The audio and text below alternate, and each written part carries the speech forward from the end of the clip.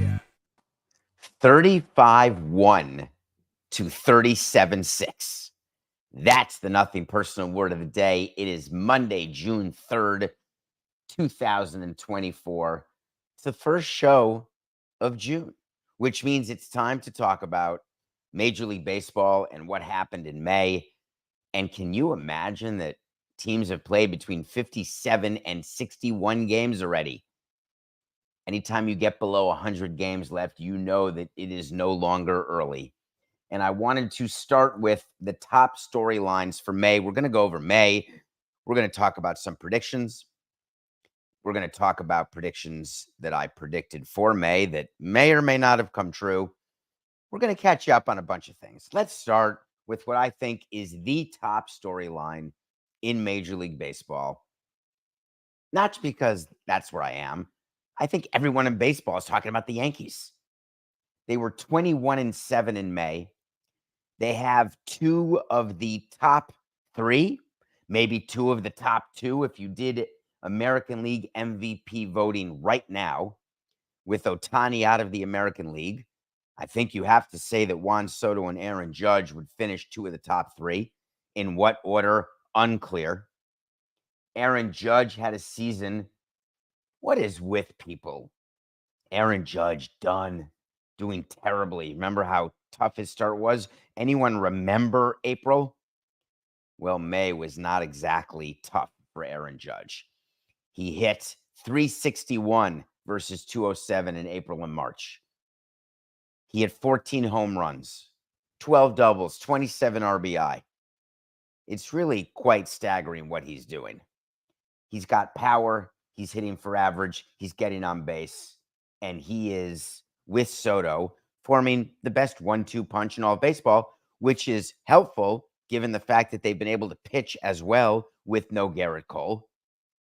And that's how you get a 21-7 month. And so the Yankees are sitting relatively pretty in the American League East. They have a lead on Baltimore. We're going to talk about Baltimore in a minute. But when I think about what Brian Cashman is doing, what Hal Steinbrenner's doing, this was the month that Hal Steinbrenner yucked on everyone's yum to talk about the fact that he doesn't have a lot of payroll flexibility, that it's not sustainable to have the payroll where he is. This is the month where Scott Boras, who's Juan Soto's agent, came out after Steinbrenner said, I'll negotiate during the season with Soto. You can go back to a previous episode. Love that. And then Steinbrenner said, well, we don't have all the money in the world. And then Boras, for whatever reason, decided to give an interview. I think NJ.com talked about this. And it was funny because, Boras's comments are so absolutely ridiculous. He called Juan Soto a centurion. Is Centurion Coca the thing with the horse body, but the human face? Is that a centaur? I'm forgetting what a centaur is right now. But I think that may be it. A centurion. I think he meant a player of the century. But of course, Boras always has players of the century, generational players. He called Soto one of the top 100 players to ever play the game. I started to think about making a list of the top 100 players to ever play the game. And that would require a little research because it would have to have players who I didn't see play, quite obviously. Now, of course, we have a whole Josh Gibson is on my list, on everyone's list right now, as he should be. Juan Soto is not in the top 100. He may be close. I don't want to say that. No, I don't even think he's close. You can't play for the number of years he's played where he hasn't even attained free agency. And on top of that, you can't be ringless and be in the top 100. I just don't think you can. But Soto's in the top 100 to ever play the game. And Boras is famous for this with owners. And it's a good one. Sign my guy. Your team will go up in value more than the cost of his contract. It's absolute horse hockey. There is no correlation between a player being added to your team as a free agent and the immediate increase in the value of your team. And especially the Yankees, whose valuation is based on market, it's based on local revenue, including broadcast revenue, gate revenue. It's based on the Yankee trademark, whether you have Soto or you let him go. The theory there, according to Scott, is that if the Yankees choose not to sign Soto, that means their team value would go down and the signing teams would go up. We've never seen it. I told you when I helped sell the Marlins for our owner, not one bidder asked about Stanton. Do you want him? Are we going to keep him? Are we not going to keep him? We should keep him. Nobody.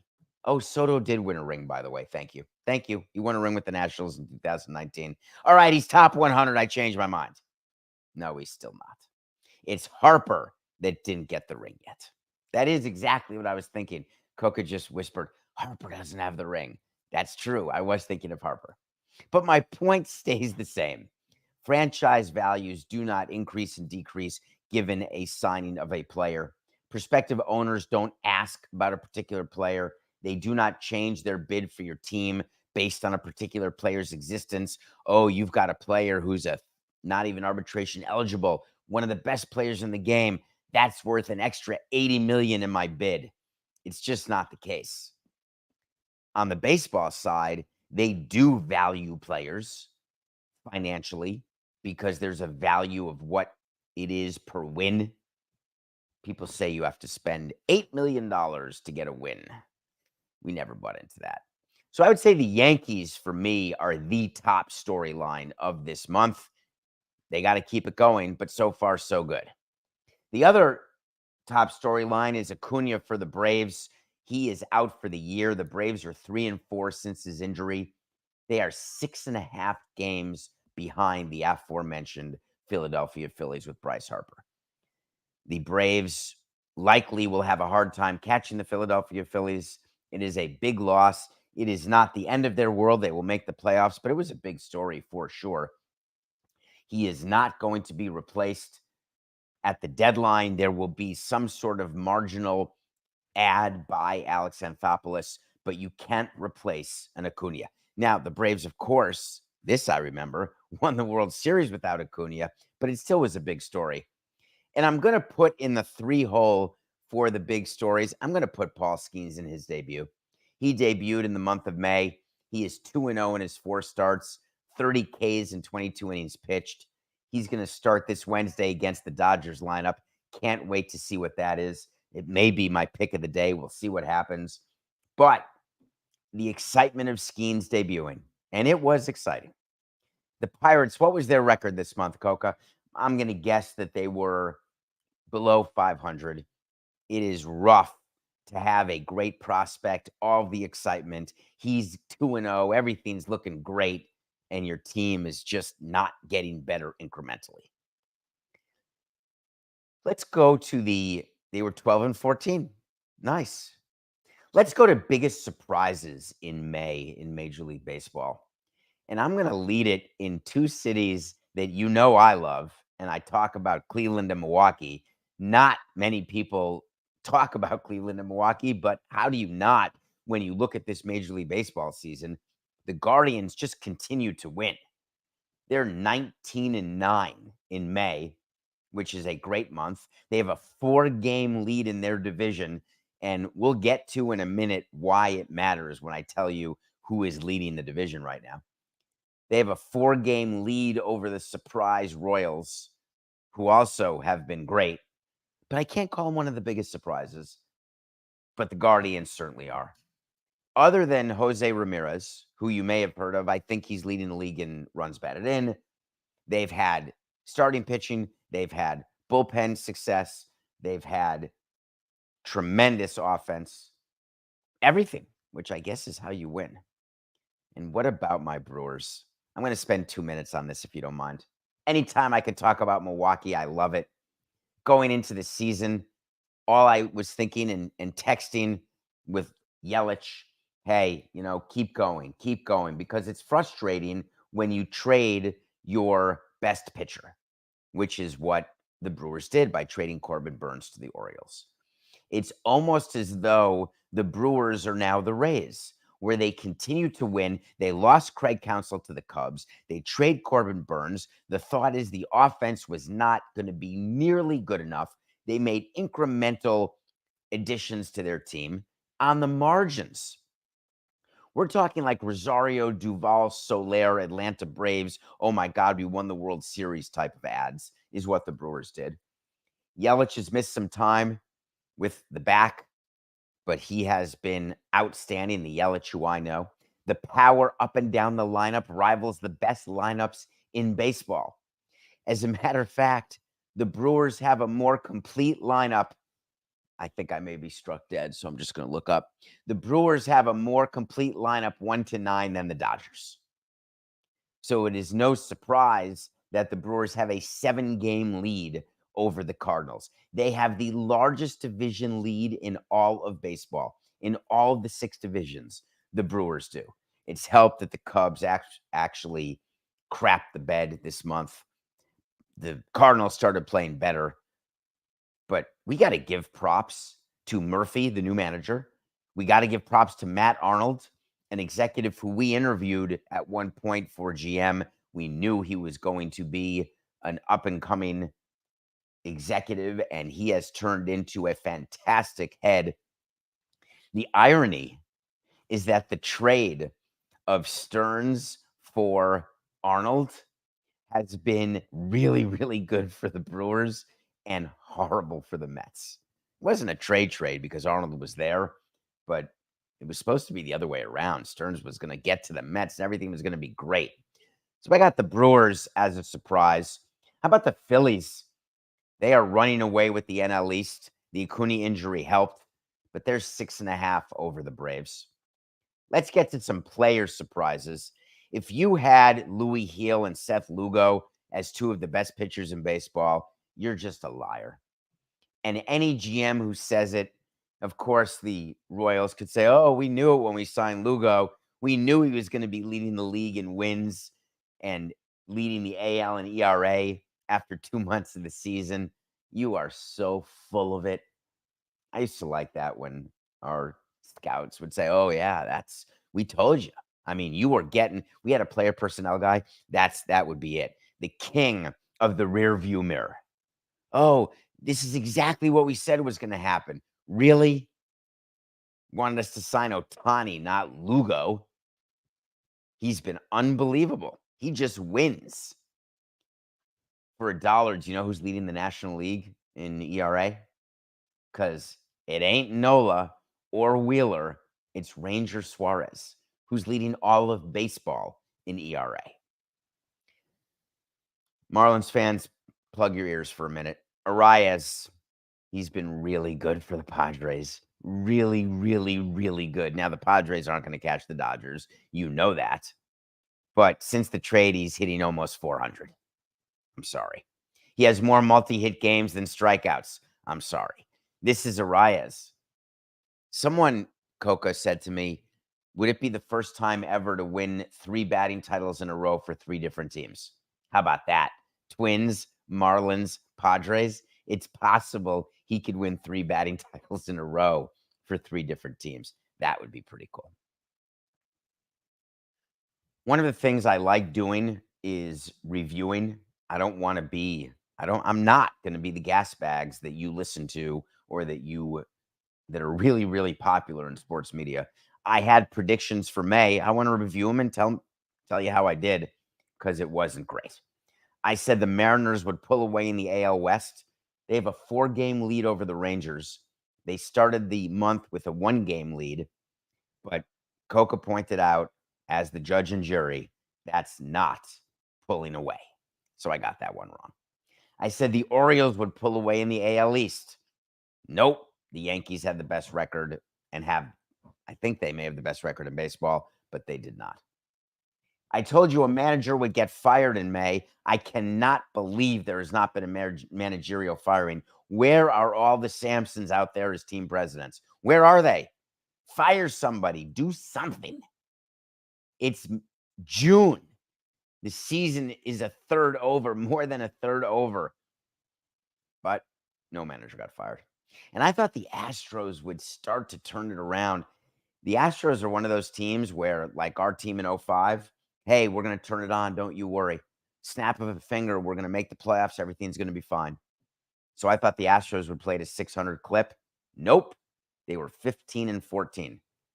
So I had 4 predictions for May, 0 for 4. All right, let's do June predictions. It's sort of cheating because it's June 3rd, but it doesn't matter. June predictions. Number 1, let's go north of the border with Toronto. You want me to predict that John Schneider is going to get canned? I can't do it. Though Atkins, the GM, gave him the dreaded vote of confidence this weekend. We love you, Johnny boy. You are part of the solution, not the problem.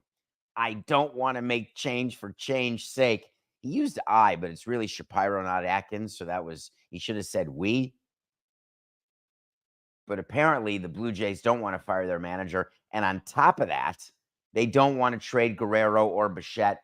He came out and said, I don't know even why people are discussing, because it was a big thing this month. Will the Blue Jays sell? Because the Blue Jays, my team to win the AL East, didn't get that right.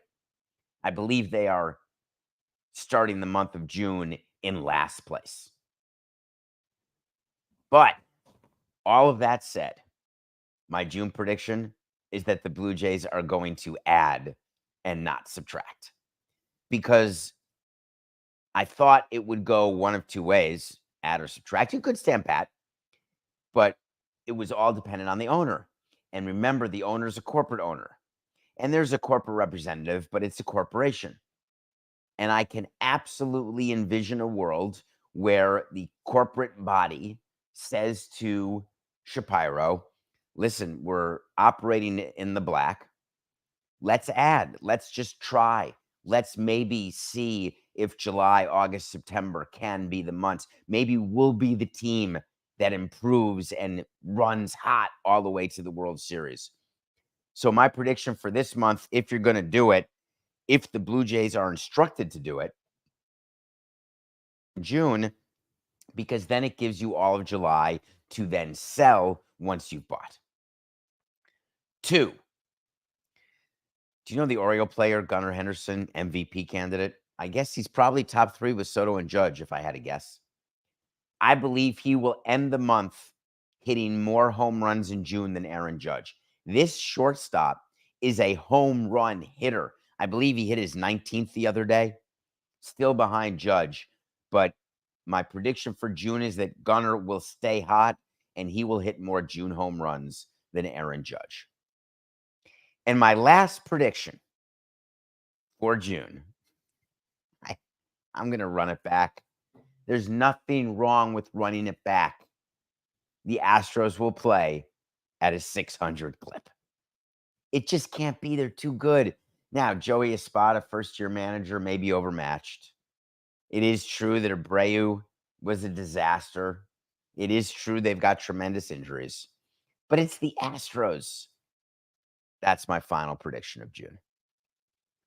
So I was talking about standings, and this always depressed me as a team president. As a matter of fact, Coca, I totally ignored it, but it happens to be true. 58% of teams in sole possession of first place on June 1st win their division. So that means out of 6 divisions, you're talking about 3 to 4 teams are going to win their division. So it's over. Now, the Dodgers have a 6.5 lead over the Padres. You assume the Dodgers are going to win. The Brewers, you would think, may not be able to sustain it, but they have the biggest division lead. You think the Mariners may not be able to sustain it. So that'd be 2 right there, but you can't say Brewers, so we're down to 1. Maybe the Guardians will get caught. They can't stay that hot. Could the Orioles catch the Yankees? It's possible. But the stat is 58%. That will do it for our May recap. We're going to try and we're going to succeed. The first of every month, we will go through the previous month, it is almost, once the NBA finals and NHL finals finish, it's baseball season until the NFL training camps open. So it's going to be baseball season for like a month. So get excited. Coca, we are up to a topic that we had so many questions on davidsamsonpodcast.com. So many people got into my Twitter at David P. Samson about this topic. You knew we were going to address it. So play me the music. You know what I want? I want to talk to Samson. So you want to talk to Samson. I got to get right to this. What is going on with the WNBA and Caitlin Clark? David. Well, that's funny. Why wouldn't it be David? What is going on with the WNBA and Caitlin Clark? It's totally up to you and how you ask your question. Why do all the players not realize their actions are hurting themselves? I hate the fact that I have to tread carefully, although that's my job. You get the microphone, you get the red light. You got to tread carefully, which I don't tend to do. I totally trust myself because I don't think the things, so therefore I wouldn't say the things that could get me in trouble. But this Caitlin Clark situation has me riled up. Caitlin Clark, from where I'm sitting in the sports world as an executive for 18 years, since the turn of the century, I have not seen an athlete have more to do with incremental attention for a league, for incremental revenue for a league, anywhere than Caitlin Clark. Not when Jordan was drafted, not when Ewing was drafted, not when Connor McDavid was drafted or Lafreniere. What do you think of that, Sarah? None of it. Her impact in the WNBA, beyond anybody else's in any sport. Yet, for whatever reason, this season, which is her first season, which is just starting, she's been the subject of a lot of strange behavior, a lot of strange comments, a lot of jealousy. You've had people talking about it from Barkley to entertainers with late night shows. Caitlin Clark has transcended sports, made it into the mainstream. And I'm not just talking about the get-in prices or what it is to buy a game used jersey or to go see her play. I'm talking about a conversation about a player. Doesn't matter she's on the worst team, terrible team. That's how you get the number one pick. Doesn't matter that she can go 1 for 10 yesterday or score 25 points or the team can win a couple games. I'm not talking about that. I'm trying to figure out all of the people in the league and the hatred that they have for her. Let me say it better. Many of the people in the league and the apparent hatred they have for her, to the point where it is manifesting itself through physical actions on the court. You know, if you're going to have the occasional Twitter sully, I'm good. A little clapping back and forth. I'm sure I'm using that expression wrong, but just a little bit of back and forth in social media, a little bit of competition. I love it. I love playing hard against Caitlin Clark. You want to play defense. You want to get right up in her face, not let her shoot threes. You want to make sure the no layup rule. I grew up. Pat Riley, Knicks, no layup rule, in. But here's a question. Why is it that there are players who are doing both, taking cheap shots on the court and criticizing her off the court? I was trying to think, is it jealousy? Is it actual evaluation, player on player? Because that happens. Where you'd have a player, I had many times where a player would come to me and say, I don't know why you keep giving this guy innings. Why is this guy at the back of our bullpen? Why is this guy getting all these at-bats? This guy is not good. I love him. I'll take him for drinks on the road, but he's not good. That happens. But there's one thing that doesn't happen, and that is having your teammates back even when you don't like your teammate. Let's say, for the sake of argument, that Caitlin Clark is not liked by her teammates. And I have no information about that whatsoever. Let's say that she's rude and mean and stuck up and all the negative things that would just make you unlikable. Let's take that as a given. When you are on a team, when you've got a player who gets attacked by the other team, you back up your player. You back up your player. Did you see the play? It was just this weekend where Carter forearm shivered her and nobody basically came to help her on her team. She got celebrated by her teammate Angel Reese. After the game, there was a whole presser where the aggressor, and I don't even feel like naming her. I really don't feel like giving attention to her except to say she wanted to make you believe that Caitlin Clark only shoots threes and that other than that, what does she do for our game or the game? I can't dismiss it as total idiocy or total ignorance. But what I can do is dismiss it, if you don't mind, as a blame for her Fever teammates.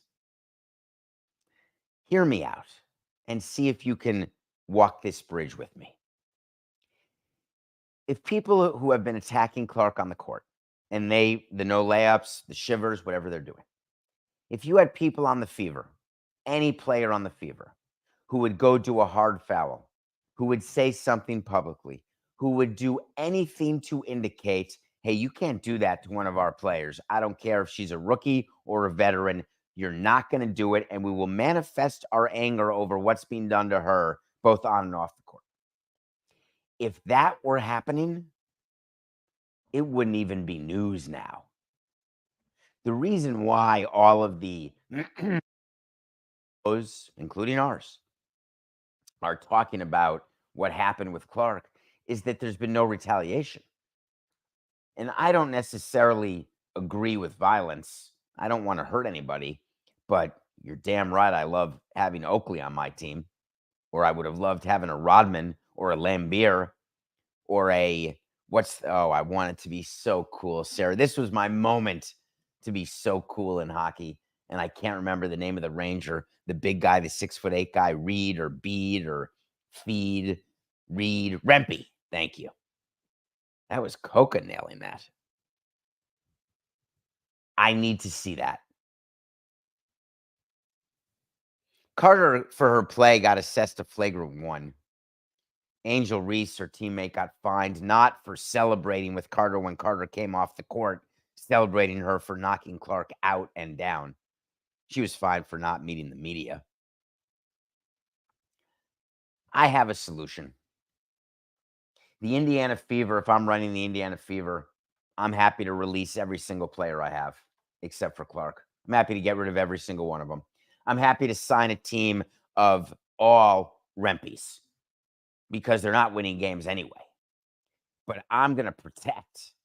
And if I am the WNBA and I am trying to move our league into a new dimension of valuations, into a new world of popularity, it's not very helpful, the conversations that are going on around the WNBA right now, where the focus is way more on whether or not there's some sort of weird prejudice or weird problem with Caitlin Clark, as opposed to her being completely, absolutely accepted and loved.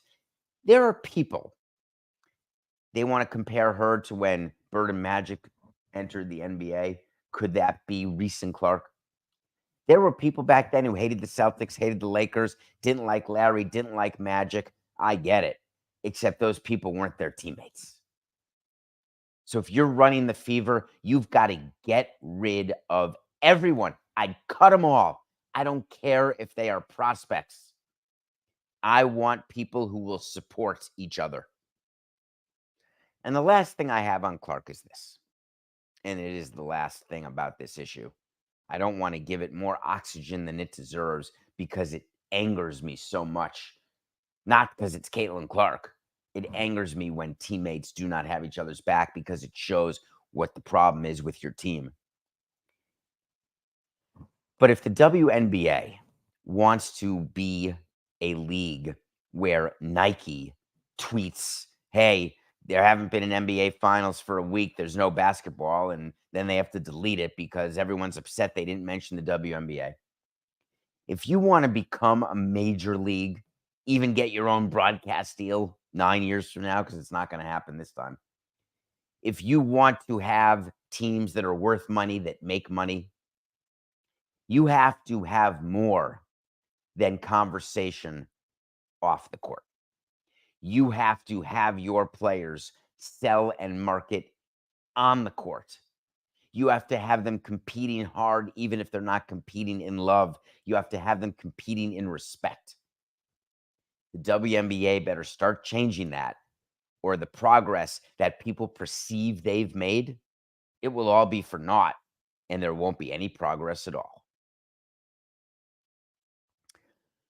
When we come back, let's take a break, Coca. I want to review the new Ryan Gosling, Emily Blunt movie, which I watched, called The Fall Guy. And then we're going to talk a little hockey, because that's exciting. I cannot believe how much I love NHL playoffs. And then we're going to do one more baseball story. And it's White Sox related. I'm sorry. I love you, Chicago. I'm coming to you. We'll be right back.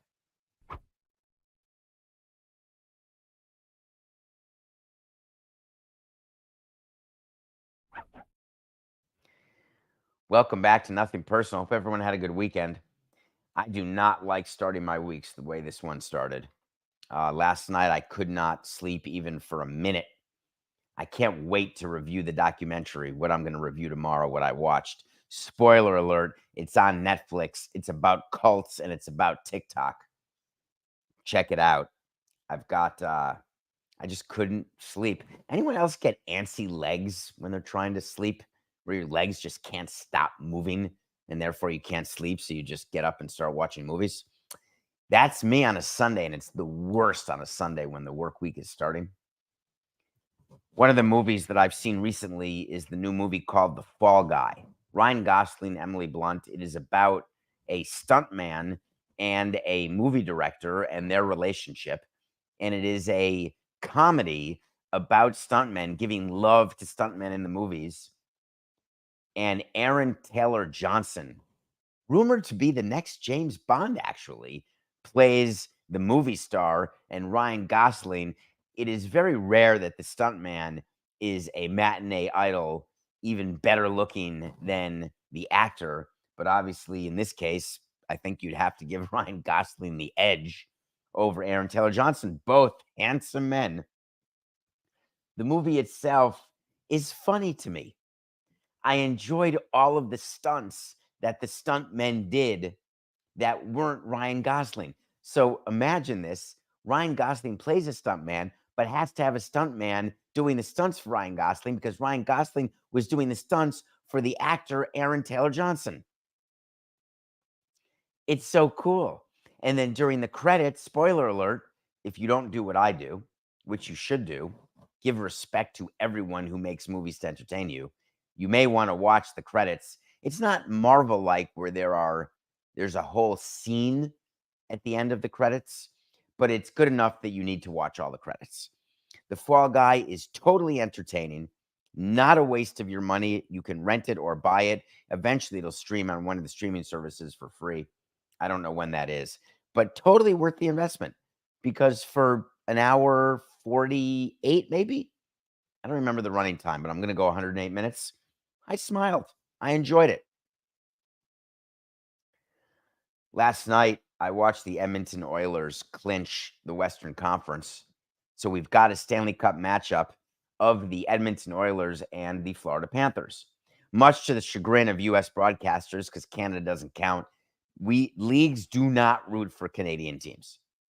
Leagues don't root. When the Raptors won the NBA title, the league office does not root for any of the Canadian NHL teams because the networks don't care. I'm sorry to say that, but it's true. There has been no Canadian Stanley Cup winner, I think, since 1993 when the Canadians did it, which is unbelievable because it's not like it's just the Blue Jays. There are a ton of Canadian teams. Of course, wouldn't it be amazing if I had the exact number off the top of my head? Toronto, Montreal, Edmonton, Calgary, Winnipeg. So it could be 5. Vancouver, 6. I clearly am missing one, I would assume, but maybe not. That could be the total number. Pretty amazing. Everyone's excited down in Miami. I'm sure that Dan's show is getting all jacked up. I wonder who will fly to Edmonton. It is so far away. Miami and Edmonton. It is the longest distance ever. It has to be for a Stanley Cup final. It's worse than Edmonton playing the Seattle Kraken. So the Panthers are now a mini dynasty. They've been to the Stanley Cup 2 years in a row. They've got to win one to become a full-fledged, and I believe this is their year. They're favored to win the Cup.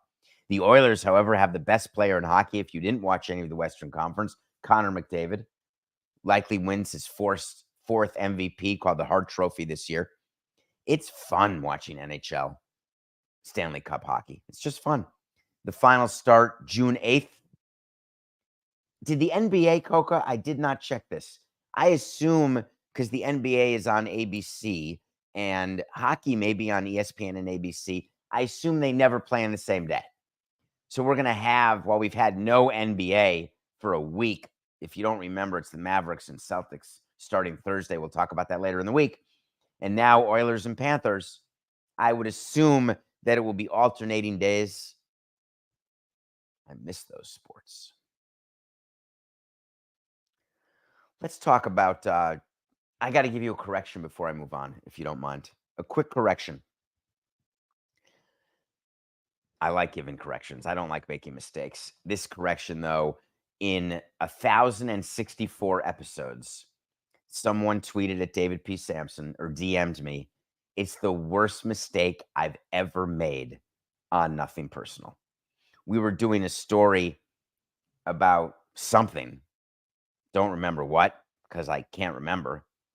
And I told you in 2003, it was a road victory. It's when I was cheering for the Panthers against the Rangers, wearing a Panthers jersey for Game 5, which was last week, Thursday night. So this must have been on Friday's show when I said how great it is to win on the road, which has always been my favorite thing as a baseball executive. Always. Having people cry. Love it. I said that we went through the playoffs in 2003 on our way to a World Series ring, clinching on the road in San Francisco, Chicago, and New York. And I got it wrong. I had a brain moment. We clinched at home against San Francisco, on the road in Chicago, and on the road in New York. Thank you for sending me that correction, whoever did. That was not ideal. You know what else isn't very ideal? Tommy Pham.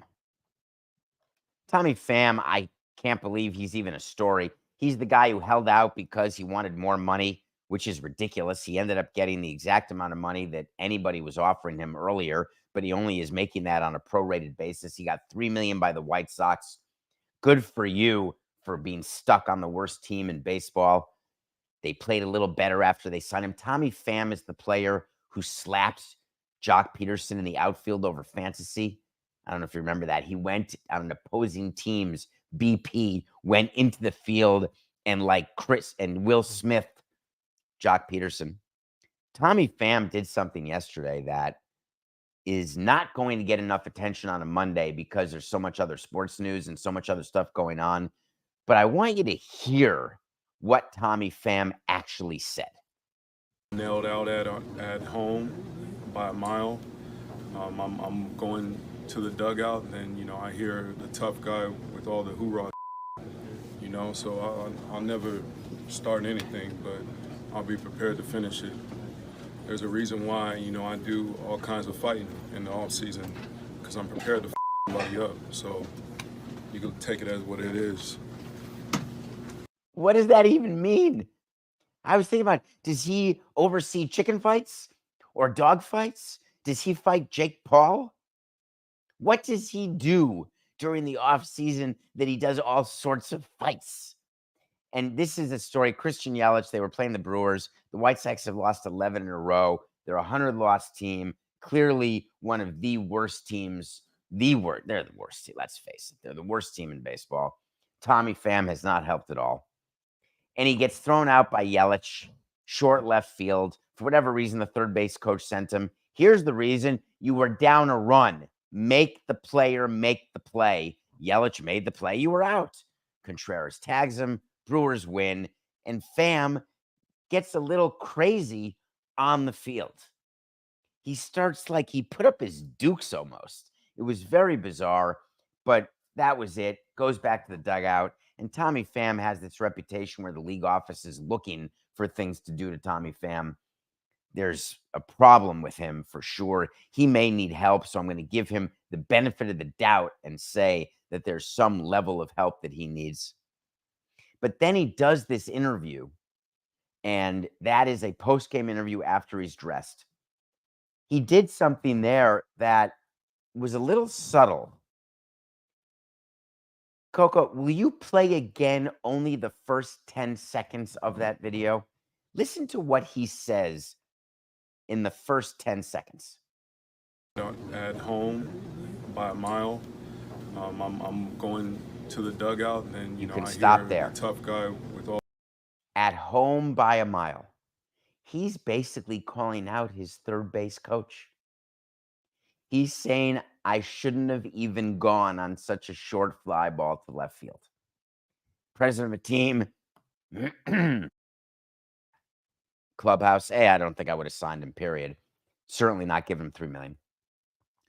I'm going down to that clubhouse and I'm wondering to myself, I'm going to speak to the manager who is not long for managing that team. And I'm going to ask, what do you want to do about this? I'll deal with the fact that he wants to fight and he fights during the offseason because that's just crazy talk. But what do you want to do about a player calling out your coach or manager?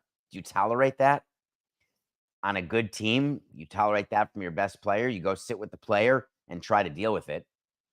On a bad team with a player on a 1-year deal, see you later, alligator. Tommy Pham should not be on the White Sox. As a matter of fact, I'm going to give you a wait to see. You know, the White Sox have lost 11 in a row. They're 1-15 in their last 16. They're just horrid. Now, Chris Getz, overmatched. Jerry Reinsdorf doing his best to get a couple $2 billion. Remember, this was the story we did where all Jerry wants to do is win. He's all excited about winning. Meanwhile, they can't win a game. Guess what you can't have on your team in that circumstance? I'm happy to say in any circumstance, but in that circumstance, you can't have Tommy Pham. The White Sox are going to designate Tommy Pham for assignment. He will be off the team. Wait to see. We'll revisit it if we get it right. We'll revisit it if we get it wrong. But the wait to see is that Tommy Pham will get designated this month. I should have made that. What was I doing? Coca, my brain is a little strange. Why wouldn't that be a June prediction? I'm adding that as a June prediction. Oh, because the first ones are not wait to sees. That's why. Thank you. Well done. Well done, you on a Monday morning. That is my official wait to see that Tommy Pham will get designated for assignment. Nothing personal pick of the day. How did we do? Do you remember what we did Friday? Raise your hand if you're sure. Raise your hand if you remember that it was a Patrick Corbin start and we had the Guardians over the Nats in a Patrick Corbin start. We won. Guardians beat the Nats. We're doing, are we up, Coca? Are you doing a separate calculation on just the Corbin wagers? Now, remember, I took 2 losses when I forgot to put them as picks of the day and I counted them as losses. I don't know if we're counting that as units lost. We'll get back to you on that. but we won that on Friday. We're 75-84. What do we got today? Let's talk about the Blue Jays. I don't know if you remember from only a few minutes ago that they're not trading Guerrero. They're not trading Bichette. Kevin Gausman's on the mound tonight. They are getting 102 over the Orioles, and we are taking them. The Orioles are good. You know the relationship we have with Brandon Hyde. We've got a bunch of coaches who are now managers, Coca. That'd be a good story to do. Joey Espada was one of our base coaches. Brandon Hyde. We've got a bunch of pitching coaches. We've been out of the game for a while, and we still have coaches who are still highly thought of. That's pretty cool. I still think the Blue Jays, I'm going to die with this, of course. I still think they have a shot. Gausman, 102. Blue Jays over the Orioles. My Corbin tracker, we're 5-3. Coca got that quickly. We're down $5.92 based on $10 units. So we're 5-3, but down because when the Nats lose, it's obviously we're laying 2-1. So we're getting screwed on that. All right, to end today, I want to remind you of a story that's going to be a screenplay. Someone's buying the rights to this, I assume. Have you heard about Birmingham Southern and their baseball team? They're a Division III school. No, they're not. Let me do that better. 4869. They're a collection of players playing in a Division III College World Series for nobody. They used to be a school called Birmingham Southern, and then they went out of business. They ceased to exist. Schools get money from donors. They get money from alums, boosters. They get money from the state in which they're in. Schools don't make money. And you're going to say, well, what about Ivy Leagues with all their endowments and the interest on their endowments? Trust me, operationally, schools do not make money. Birmingham Southern is a school that needed to borrow money from Alabama. Alabama said, sorry. And after 160 years, this college actually shut down. That sounds strange, doesn't it? You don't read about that too often. When I say shut down, like see you later, from the cleaning people to the professors to the students to the fraternities, they're done. It ceases to exist. But the baseball team said, you know what? We got nothing else to do. Let's keep playing. And they end up in the College World Series, Division III, and they go on this amazing run. They're winning games, and everyone's rooting for them. Now, they're calling them the underdog, but of course, the quality of the team has nothing to do with the fact that there's no school that they're representing that is in existence. And the reason why it was such a funny story is that wouldn't it be cool to have a team win the World Series? But guess what? Everything was going great. The storybook, the movie's being written. They're winning games. They're coming back from deficits. They lost yesterday to Wisconsin Whitewater. They're done. The entire feel-good story that I couldn't wait to talk about. They did not win the elimination game last night. And now that's the end. So they have a coach named Jay Weisberg, and he had these great words, and there were tears, and everyone was emotional because it's not the end of the season. It's the end of the sport in Birmingham Southern. There's no wait till next season. There's no nothing. Whether you're a freshman or a senior, you got to find a new college because the college is totally gone. So we got very emotional about it. And he gave this quote, making it out to be this story, us against the world, everyone assuming that we weren't going to win. And then we went on this run talking about toughness and the greatness. And all I was thinking about during this story was the president of the university, the provost of the university. I was thinking about the state and how they allocate their budget. And what made me laugh is that they could not care less about the baseball story. They looked at the university and said, We're shutting down because it's just business. Sorry, Jay. This is nothing personal.